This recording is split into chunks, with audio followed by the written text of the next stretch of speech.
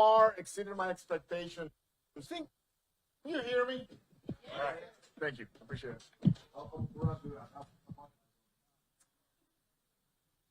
First thing I want to do, if you have anything to do with this party, setting it up, planning it, whatever, supporting it, setting up, please stand up for a second.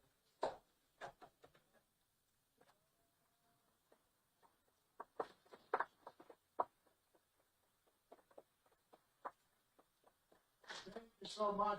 Coming out of the year of COVID and everybody, in their homes and no big gatherings and things like that, I am very excited to have something like this.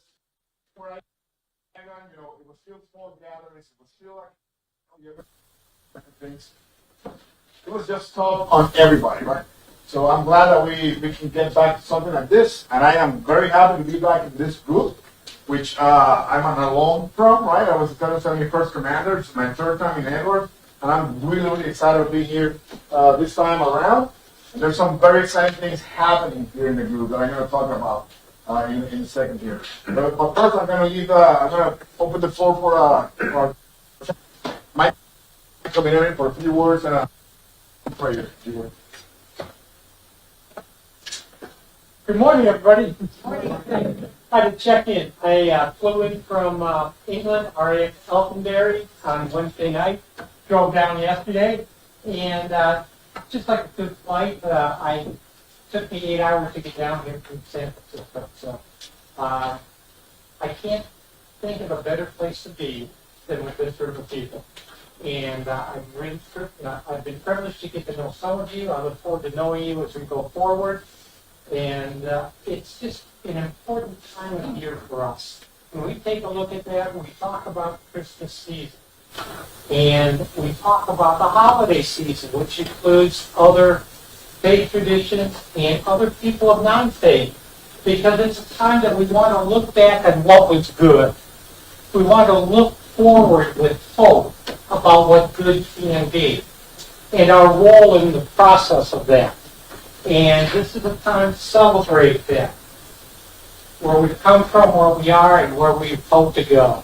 So with that, I can't think of a better thing than to come together, breaking bread, having awards, winning treats, whatever it is, and ending a year and taking a look at how we begin that new one as the EWG family. How do we go forward? So with that, I invite you to bow your heads. Blessed are you, O Lord our God, creator of sky, sea, and earth. We come before you today.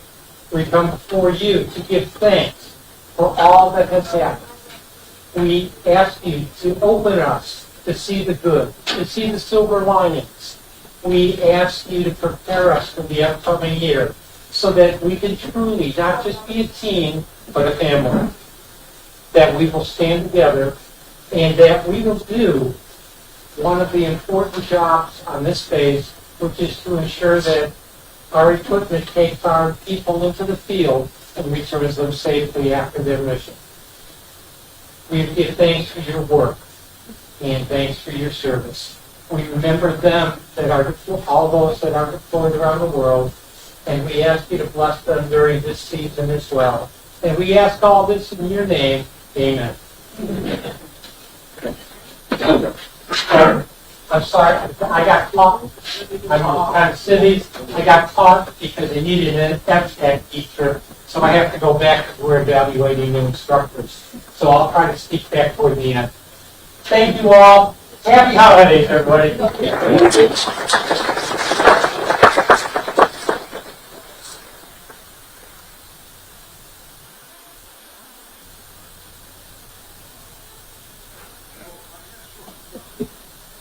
Okay, I think which microphone? Any microphone will do? The yellow one? I actually have to use the microphone. Because we're streaming live. So this is my broadcast voice, if you want. Hey guys, okay, so we have a bunch of awards, a bunch of recognitions, third quarter, fourth quarter, and annual awards. This is my favorite time, or my favorite portion of the Commander Scores, where we recognize the incredible labor that you guys have, have accomplished, if you will.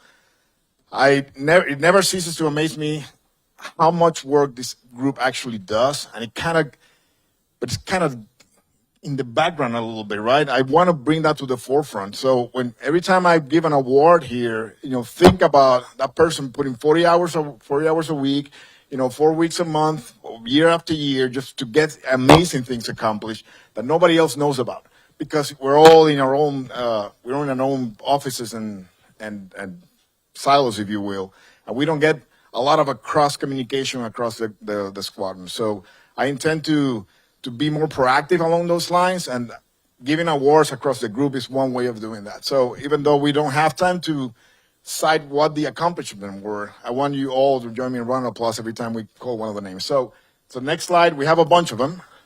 So we're going to start with third quarter, and can you we do, if you see your name here, please line up and we're going to do this quickly, all right? So if you see your name, stand up and be ready to get your award so we can go through these, all right? All right, thanks. All right, third quarter awards, if you are unable to read the slide, are as follows. CGO of the Year, Captain Fillmore Scott. A little bit.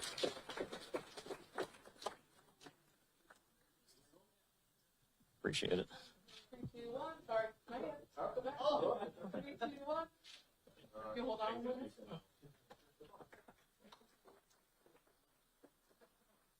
CGO, Major Philip Woodhull.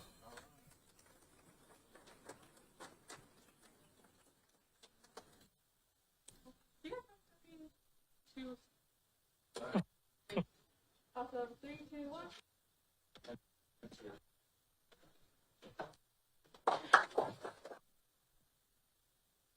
Maida.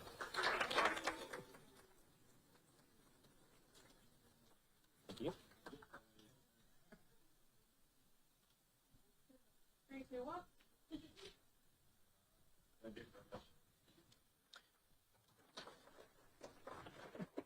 Innovation Team of the Quarter, the Dyads Lives Integration Team. We'll only need one of you to come up here.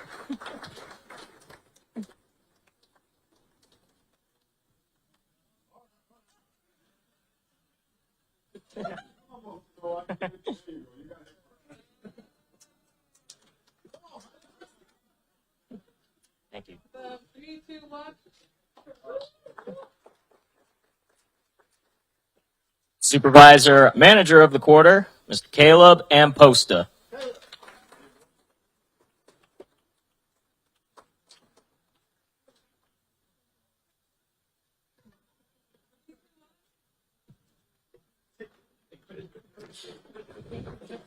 Scientist Engineer of the Quarter, Avery Vongsy.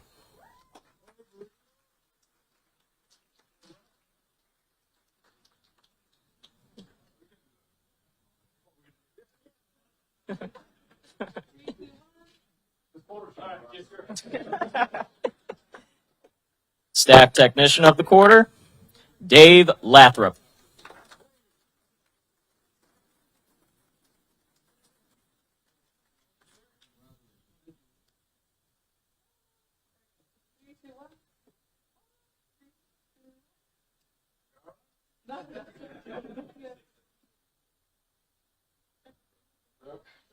Three, two, one.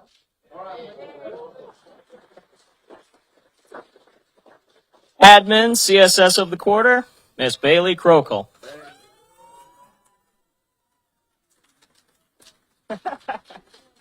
You can say yay too. Specialist Analyst of the Quarter, Miss Amy Steele.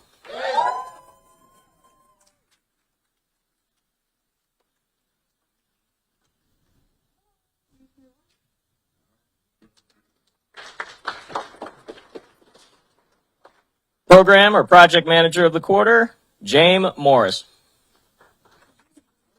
Jamie.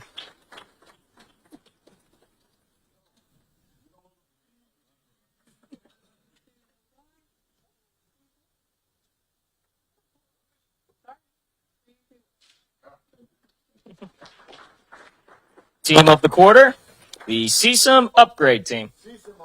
Who wants to?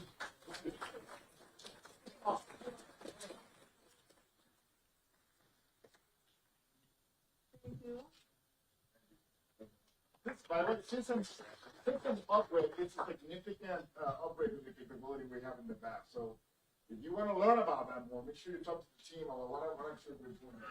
Pretty impressive. So thanks to the team for that.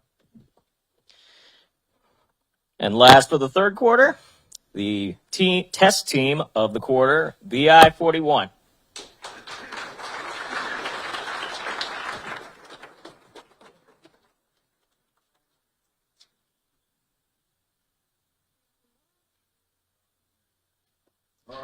All right. Next, we're going to be going over our fourth quarter awards. All right. See your name up there? Get ready. First off, CGO of the quarter, First Lieutenant Gordon McCullough. Let's all wish him. Let's all wish him a good career in the Space Force.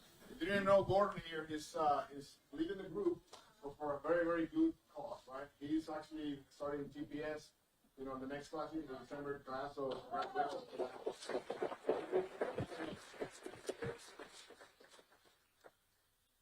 Next up, Supervisor Manager of the quarter, Miss Wendy Malik.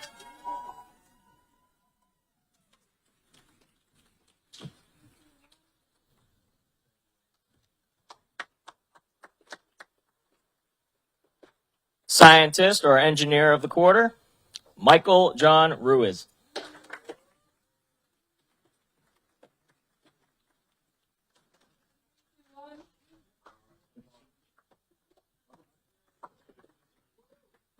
Staff Technician of the quarter, Miss Tess Villafuerte.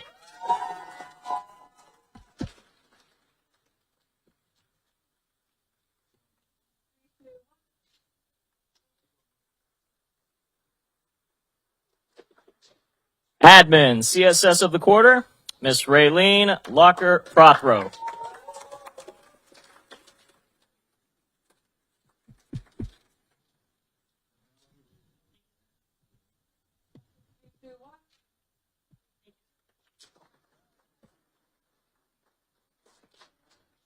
Specialist Analyst of the quarter, Miss Stacy Perry.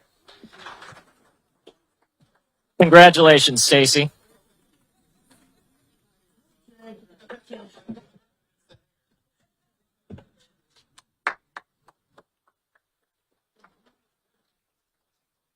Team of the quarter, the EWG Business Acquisitions Team.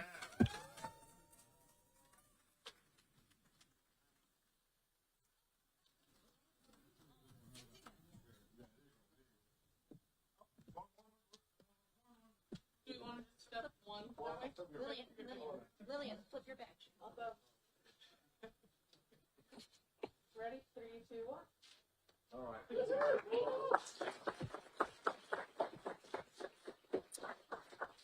The test team of the quarter, the CSIM Server DGS Integration Team.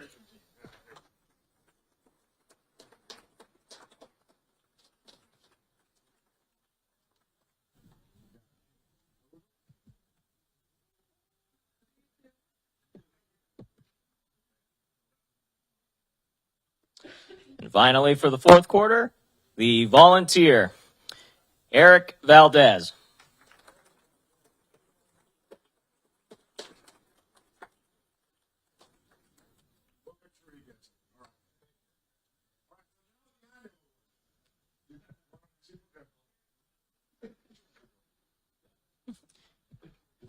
Good to get a picture of the hat.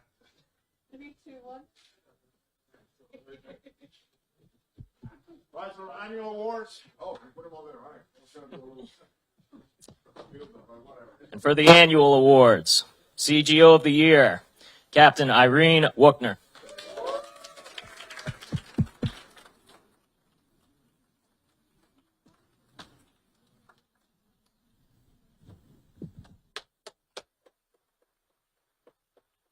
FGO of the Year, Major Philip Woodhull. Oh,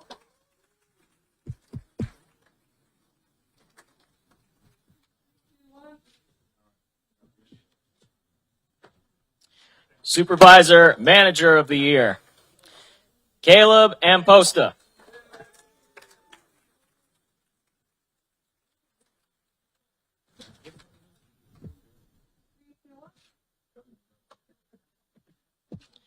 Scientist, Engineer of the Year, Ben Katz.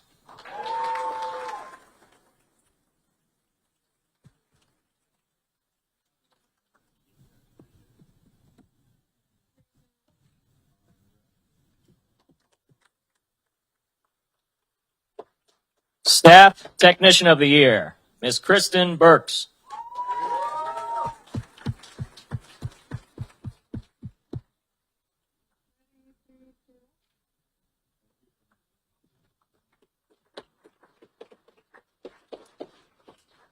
Admin CSS of the Year, Ms. Bailey Krokal.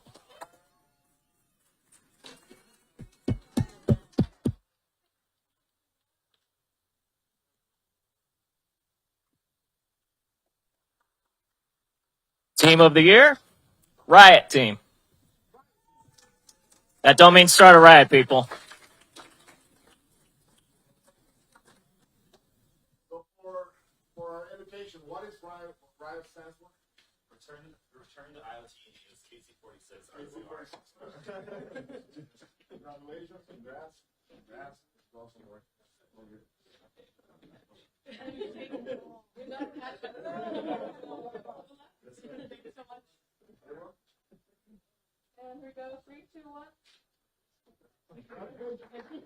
Did you bring enough patches for everyone? Test Team of the Year, CSIM Server DGS Integration Team. I told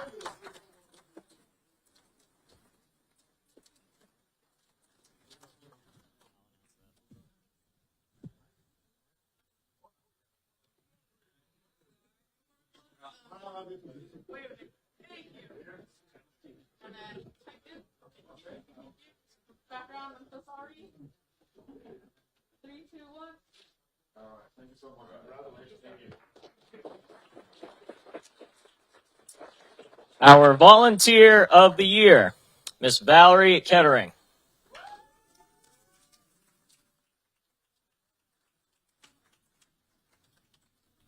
We volunteer for it, 3, 2, 1. right? And last but not least, a certain someone in FAM 104, their tech school, achieved the award of Distinguished Graduate. So we'd like to welcome up to the stand Lieutenant Danmar Miraflor.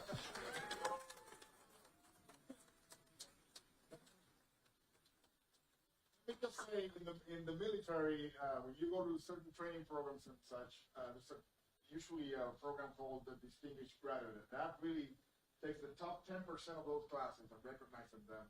And it's a big deal in our military career. So it's a great way to start your officer career. So congratulations and well done.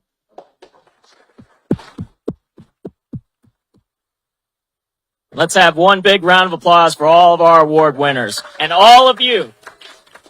This group doesn't go without your continued hard work and support. Thank you so much, John. All right. You cannot say enough about the talent in the group. I am very proud of each and every one of you and the accomplishments that you bring and everything you bring day in, day out here. I mean, I just cannot say enough how much I appreciate what you do. And you'll be excited to see where we're going with our mission and how important our mission is going to be. So I'll let you with that. Next slide, please.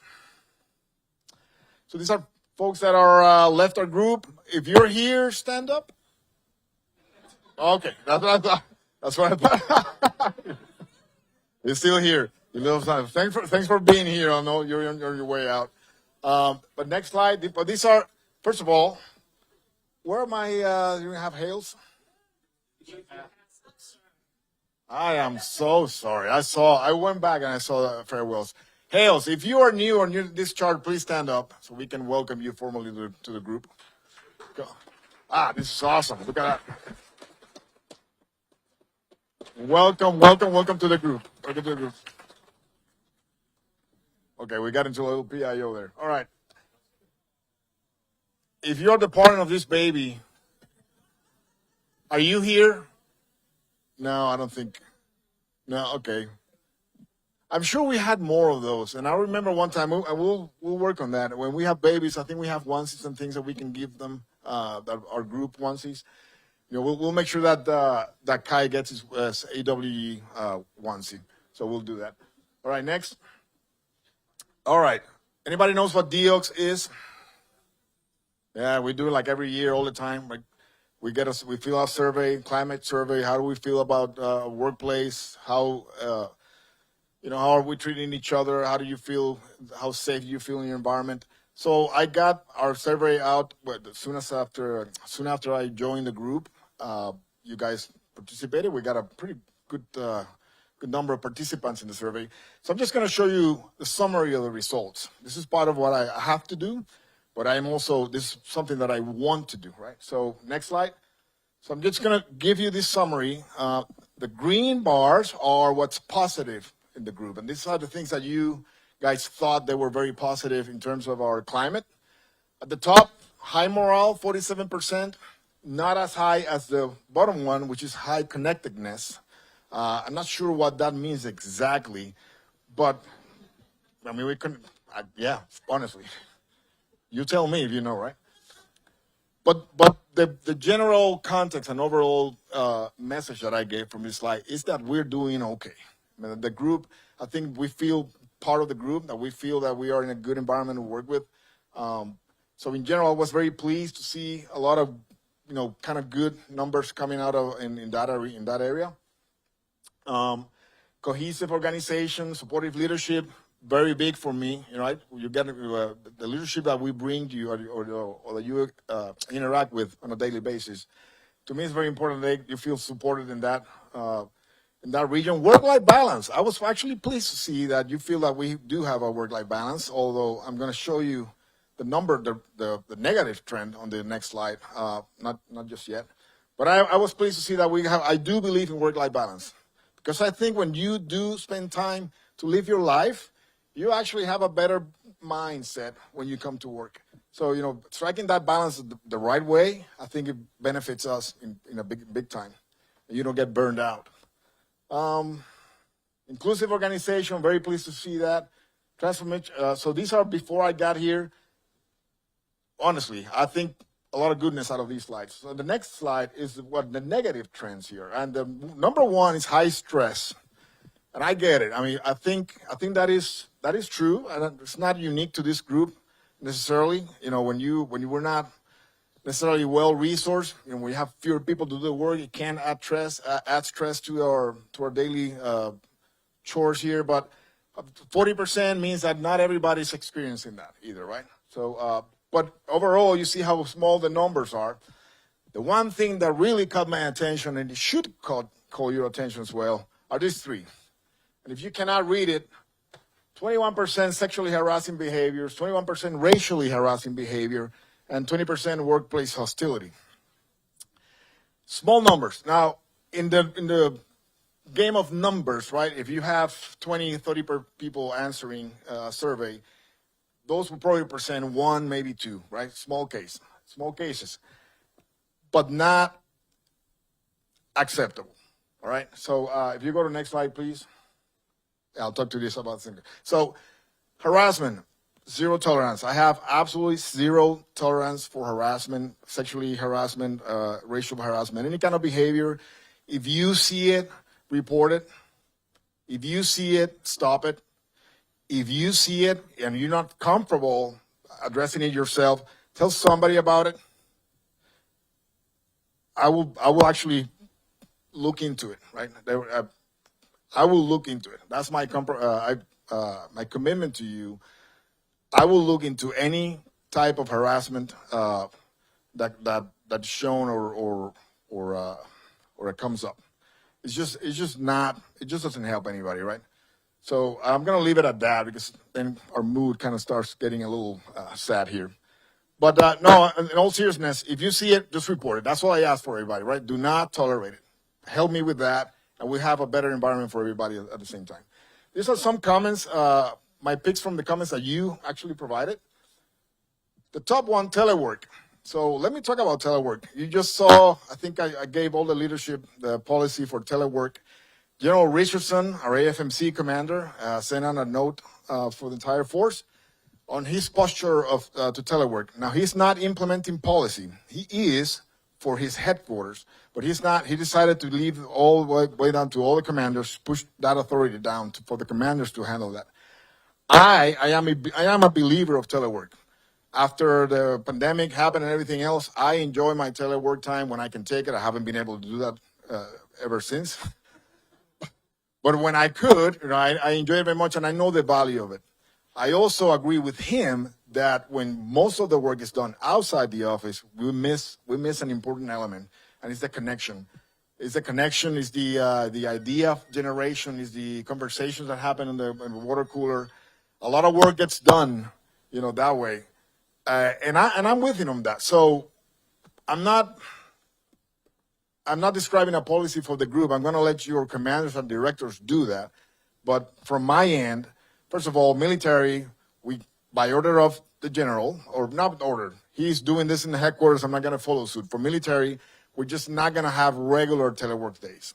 But that doesn't mean that you can't telework. That means that we just cannot be every Friday or every Monday or whatever. So whenever you need to telework and whatever it makes sense, you work with your supervisor and you get to telework. For the rest, I have no issues in having a regular telework schedule. Commanders and directors have all authorities to work with their people in the cases.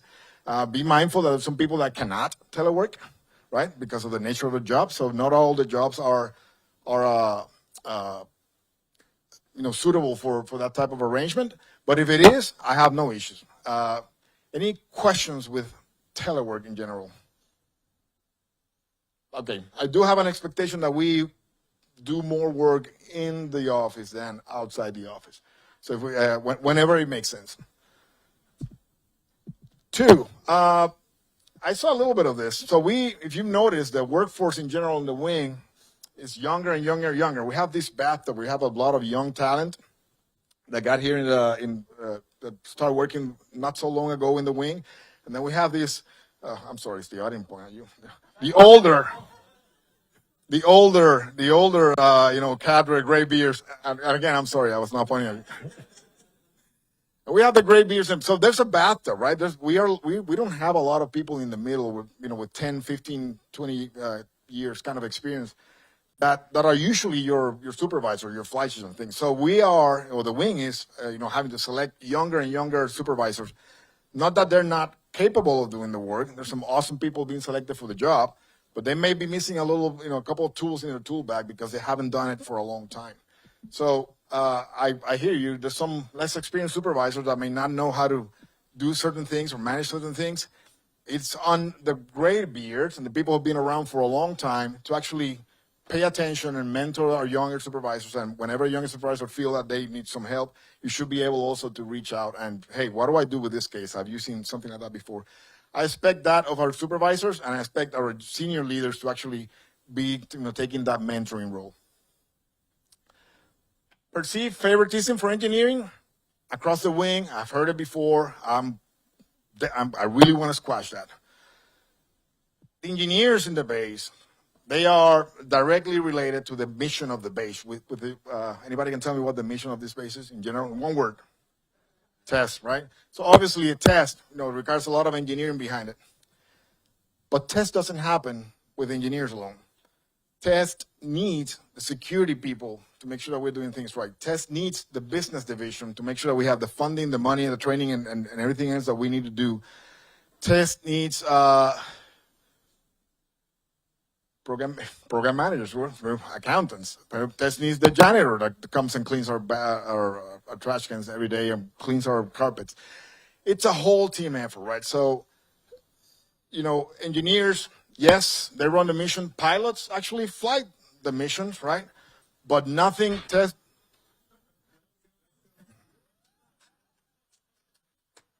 But that doesn't happen without all of us actually supporting it, right? The pilot cannot just go by himself and do that without all the supporting required to do. So it was perfect timing. So anyway, so I want to change that perception, all right? I think every team every member in our group is equally valuable, because if I'm missing one person from that, it actually impacts the mission in some way, shape, or form. So don't ever think that at least in my view, it's not the case. Mission come first, no matter what the cost, more with less. I don't agree with more with less. If you are working in full throttle 24/7 for 3 years, there's something wrong with that, right? If you're working full throttle for a few weeks because you had to surge, that's kind of normal. That's kind of a normal test ops. But if it's happening for 3 years and nothing ever changes, there's something wrong.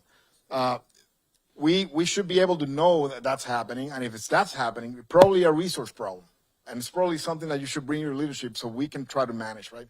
Nobody's expected here to be working 24/7 and full throttle all the time. You're just going to get burned out, you're going to get tired, and you're going to leave. And that's the last thing I want you to do. So if you feel that that's what's happening, let me know. We'll talk about it.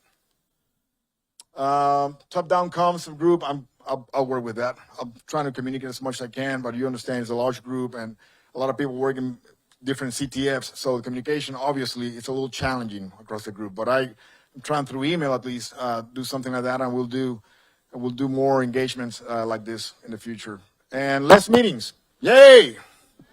Less meetings. If you know me, yeah, I agree. I am not a fan of meetings, and if you know me already, I like to keep my meetings short, including this commander's call because we're hungry, right? So I'm with you, right? I think there's some meetings that we can consolidate. I think some meetings that we can eliminate because of not all value. I think there's some other meetings that we really require just you to come to my office and we'll talk about it for 5 minutes, and we don't need to have a meeting for that, correct? So if you have in your group ways of consolidating and being more efficient with meetings, go ahead and do that. Next. All right, so the big bullet here is like I think the organization is better, but help me get to zero harassment, right? If you, again, unacceptable. I will not tolerate it, and I will take action if I see it, right? Or if I know about it. Let's see. For the communication, I'm gonna try next year to do small group engagements, either going for coffee or going for breakfast and whatever, or every other month with different groups. It can be with the supervisors, it can be with the leads, it can be with just engineers, it can be with our logisticians, it can be with our supply chain guys. I mean, with everybody, right? Small groups, every other, so I can hear about your issues. Firsthand, no supervisors, nobody in the middle, straight you and me. So I'm going to try to do that every other month starting in January. Stay tuned. I think that will be a good way of communicating and reaching out. Next. All right. Questions with everything I've talked about to this point? Or comments or additions or anything like that? All right. Let me talk to you now. Can you go to the next slide? Okay. So let me talk to you about why am I so excited to be here at this point in time. If you haven't noticed, we're building a new building between the BAF and the IFAS. Okay, everybody? I'm glad. So everybody noticed that, right? Anybody in this room doesn't know what that is or doesn't know what it is for? Yeah, you don't count. I'm serious. Everybody is curious about what's happening in this building. And I'm expecting very little hands, if any, about that. Well, you've heard the term JSC. I don't know if you've noticed, we've had an increased amount of visitors coming over through the group. General Schaefer is coming next week, and he also wants to visit what we're doing there. So clearly it's getting a lot of attention. I want to kind of level the field here and talk a little bit about what that is.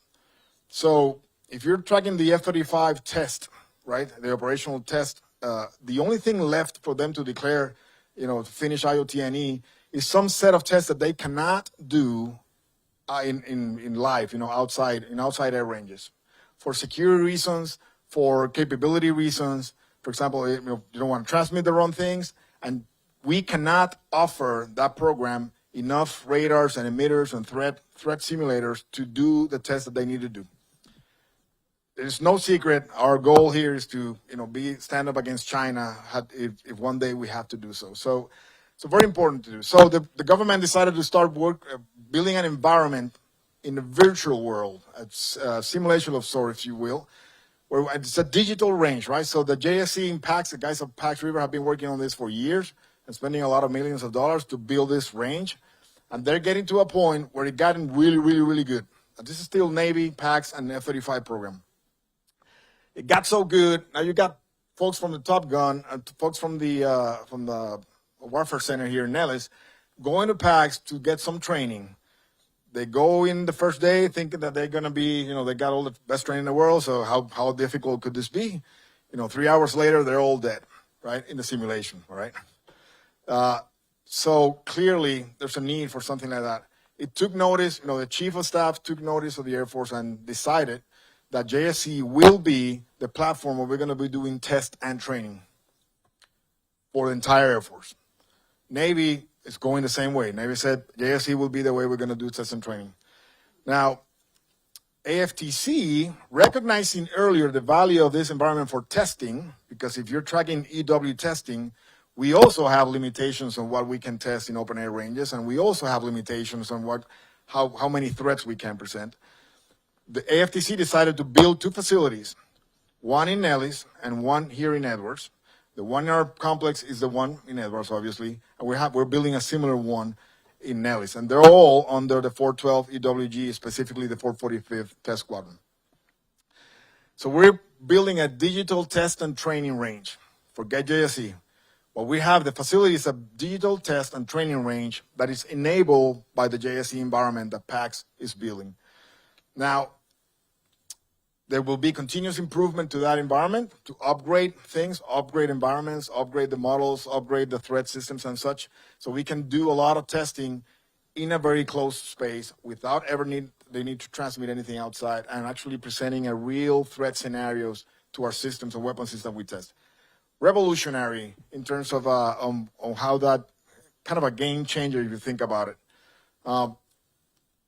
Next year, we're on the road to IOC and initial operation capability. They decided to address that term, use it with JSC. To me and to you, IOC means that the building is running a version of the JSC environment, and it has some cockpits and things that we can do to present threat air. In other words, it's the day and time where we can actually accept a customer for the range. It can be F-35, it can be the F-22 program, it can be the B-21 program, it could be the Future of NGAP program, it could be any program, any research program, any sensor development, anything that will benefit from using a digital space to test things early can be a customer of our building here. The only difference between this and a real range is that there's an extra step, and it's just you need to bring the model that talks to the environment, and we got to have people here to support and bringing those models in. So we need to build organic capability here to do that type of work, which has never been done before here. So we need to bring either contractors or build government positions in computer science and people who understand modeling and simulation to do that type of work.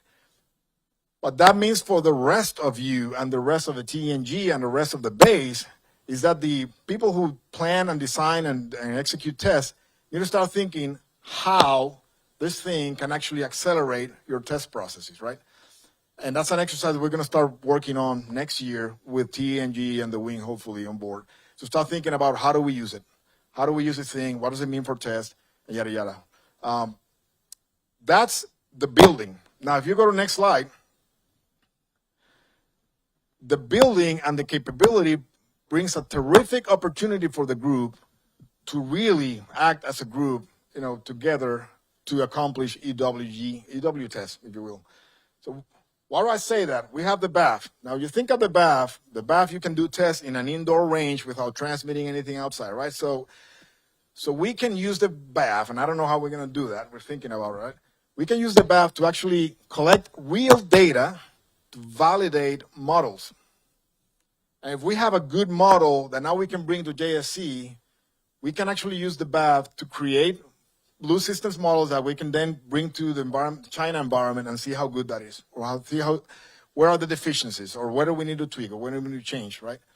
Same way, the IFAS on the other end, we got a lot of base and space. We are planning to connect the IFAS with the JSC building, and now we have lab space. You can have customers here with at any level of development that if they need access to the range, they can actually do so when they're doing tests. So they can actually be doing live tests like we do in the IFAS most times, and then bring some of those models into the JSC and see what happens.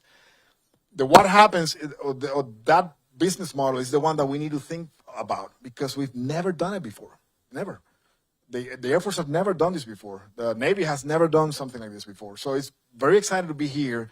It's all new, and you, every one of you, are supporting that kind of vision. So you got the IFAS connected, the BAF connected, the JSC connected. At the center of it all, for EW test, the 771st is the one that brings the experts to do that. So 771st becomes a very, very key part of us doing the EW mission, using the resources and the capabilities that we bring as a group. So they're almost like as a customer, and they're almost like they're kind of responsible for thinking through what does that mean for us in tests. So I'm looking forward to 771st standing a team of experts early to learn about what JSE is, to learn what that means for test, and to get really, really smart about how we can impact programs. It's kind of the connecting tissue, obviously, and to the point that engineers are not everything, right? Supporting all this, we have our EWS folks, sustainment. We have a business sustainment. We have a security folks, and even the front group. The front office is a supporting function for the group, and we are just giving support to the folks that really need to get the work done. That's the way I see things. That's I think the vision. In the end, everything we do. Well, first of all, for the acquisition enterprise, if you haven't heard digital acquisition before, you're going to hear a lot about it because our new programs and new developments are being currently developed using digital strategies where you don't bend metal until you have digital twins and digital models of what you're doing. And it's been very successful. So we are actually enabling the concept of digital acquisition with the idea to speed up acquisition and field faster, right? And when we need to do the next development, it will be a lot faster, in theory. We need to make that happen. On the other side, we're really going after the vision of the chief, which is accelerate, change, or lose. And I think you all know what lose means, right? It's our biggest threat, a pacing threat, is China. They are not standing down. They are investing heavily in defense systems.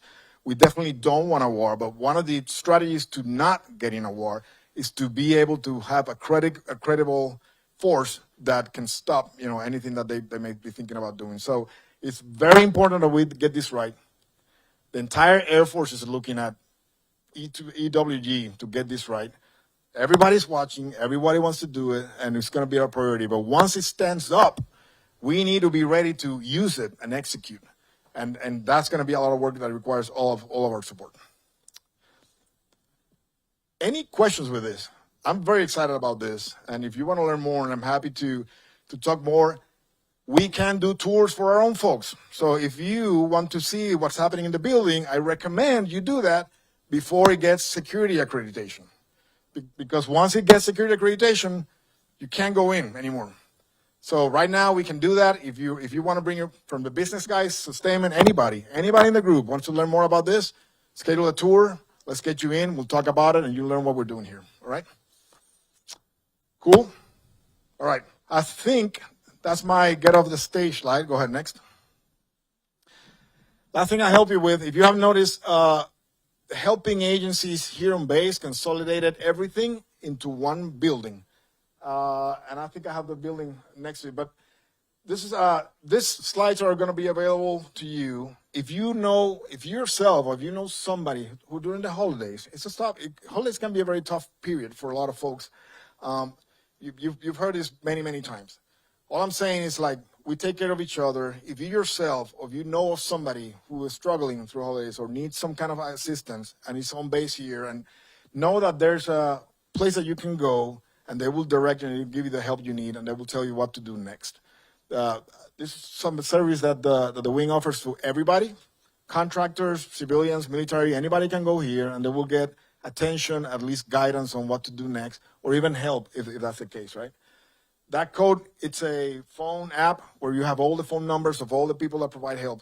So I encourage you to have this in your back pocket.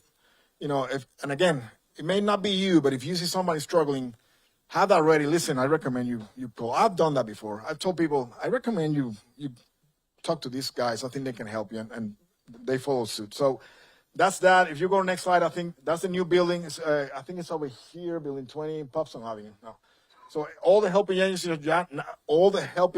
are now consolidated in one building to include EO and discrimination office, the sexual assault office, all of them. Oh, you can see them over there. Next slide. There's more of that. So everything in one, I think, is fantastic. Have that ready, and be mindful and take care of each other. So I think that must. Is that my last slide? All right. I got 50 minutes, and I don't have to spend it answering questions. But if you do have one, shoot. Comments or concerns or kudos. You want to recognize somebody in your team did something extraordinary. This is a good time to do it too. Anything from anybody? I know you're always so shy. This is always so. I'm not leaving until I get one question. Bailey?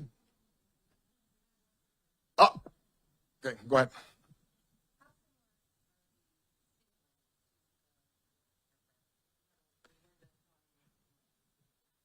Great question. First of all, these are not learning to fly simulators. These are simulators are used by people who already know how to do flying and do normal operations. So these specific simulators are really to check tactics things against the threat. How real they are? Right now, they don't model everything. So you will hear this, right? Models are useful, all models are wrong. Some of them are useful. All the models here are wrong in some way, shape, or form, but they get close enough. So they're good. They're good enough to where we can actually start developing real tactics at what we best guess is what the other side have. Our best guess. So we kind of model what we think is happening at the other side, which it can be wrong. The ultimate test range, the ultimate and the best test range is when you're actually in the field and seeing what's happening. But right now, I'll tell you when it's really, really darn good. And F-35 is going to check out their operational requirements with the simulator, which is pretty unprecedented. Thanks. Marvel? No? Anybody else? Well, that was my one question. I'm hungry. Smells delicious. I'm going to take a few minutes to change into my holiday attire. And I cannot wait to see what the folks here in the party planning committee have. Did you watch The Office? Party planning committee? It's so fun to say. I mean, I think it's just so fun to say. So I can't wait to see what they have in store for us here. So, John, I don't know who you wanted to take it from here.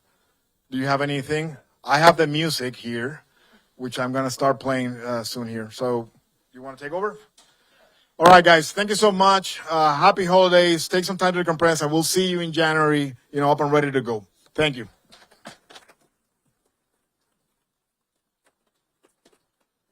Thank you, sir, for that amazing presentation. Like we said, we're hungry, so let's go eat. Just give a special shout out thanks to our friends from PA, the chaplains here for letting us use their building, and all of your hard work, dedication, support, like I was saying earlier. This group's efforts, everything we're talking about, don't happen without all of you. All right, now, hopefully the cameras are off.